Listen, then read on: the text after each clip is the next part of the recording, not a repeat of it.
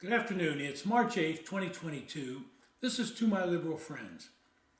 Well, Joe Biden finally got the message from both Congress and the American people, and he has decided that he will now ban importing oil from Russia. Now, it took him almost 2 weeks to figure out that the American public didn't want to be buying oil from Russia and fueling Vladimir Putin's war machine. He balked at it. And the reason he balked at it, because it will drive up the price of gas. Oil is a commodity sold on the world market. And so immediately the administration goes into blame game. If prices go up, it's not Joe Biden's fault, it's Vladimir Putin's fault. If he hadn't invaded Ukraine, we wouldn't have to ban the Russian oil. But they're going to forget that gas prices were already skyrocketing. They're going to forget that inflation is already skyrocketing. And so what is the solution that President Biden has? Well, he has been begging the Saudis to pump more oil, but that has complications as well, and they've seemed resistant to do it. Now he's over talking to Iran, asking Iran, pump more oil. We're doing a nuclear deal with you. We're going to lift the sanctions on your terrorist regime, so how about helping me out and pump some more gas? Well, they haven't done it yet either. And then he turns to Venezuela. Now, if there is a more criminal country in the Western Hemisphere, I don't know it. But yet now we're going to say, we're going to buy Venezuela oil. It just doesn't seem to make sense. But nowhere does he say, I'm going to increase domestic supply of oil. I'm going to allow drilling. And even though it doesn't help us short term, it will help us long term. And Jen Psaki, she says, well, you don't understand. That pipeline that we canceled, the XL pipeline, it wouldn't deliver any oil for years. It wasn't operable. She's right, but the very fact that we would be building it tells us that we're preparing for the future, and we're not going to be reliant upon Russian oil, not going to be reliant upon some enemy of the United States cutting off our supply. And so his answer is, we're going to get poor people to pump more, countries to pump more gas and oil so we can lower the price of gas.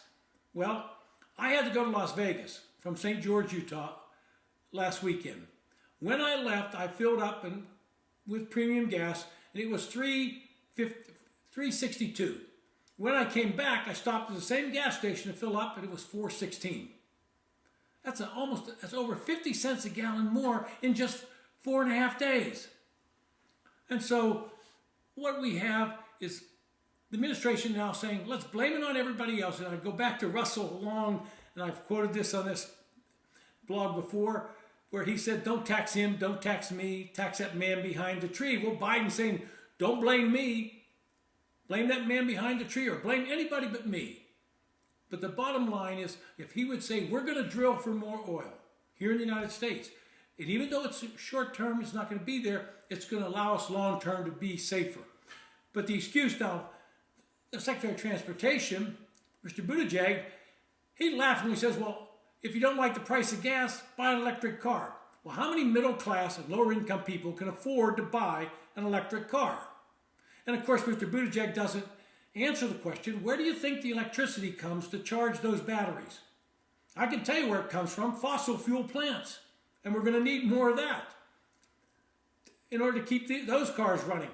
He doesn't also answer some other critical questions. One of the main ingredients in an electric car is cobalt. And where does cobalt come from? The overwhelming majority comes from China. And we have some from Zimbabwe and some from Russia. But we don't have much here in this country. So we're going to get ourselves to where we're reliant on another country that may be opposite our values to save ourselves. And the other thing Mr. Buttigieg never talks about, what are you going to do when those batteries wear out? Because they do eventually. They're toxic. Who's going to store them? Are we going to put them in South Bend, Indiana, because that's where he's from? I'm sure he has a dump set up there where he was the mayor to store all these toxic batteries. And if you remember the fight we had on having a nuclear waste dump in Nevada, and Harry Reid blocked it, you can bet everybody else is going to want to block this. So this move to electric cars sounds nice, but it's not without risk and not without some problems in the long term.